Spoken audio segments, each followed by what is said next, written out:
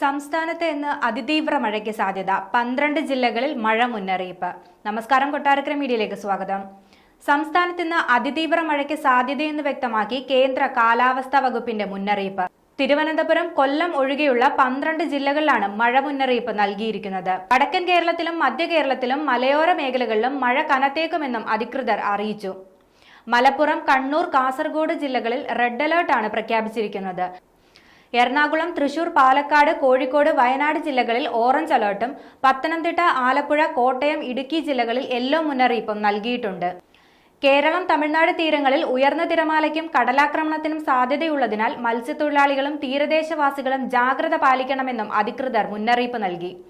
മഴയ്ക്കൊപ്പം ഇടിമിന്നലിനും കാറ്റിനും സാധ്യതയുള്ളതിനാൽ പൊതുജനങ്ങൾ ജാഗ്രത പാലിക്കണമെന്നും ദുരന്ത നിവാരണ അതോറിറ്റി നിർദ്ദേശിച്ചു. കൂടാതെ കേരള, കർണാടക, ലക്ഷദ്വീപ് തീരങ്ങളിൽ മീൻപിടുത്തത്തിന് വിലക്ക് ഏർപ്പെടുത്തിയിട്ടുണ്ട്.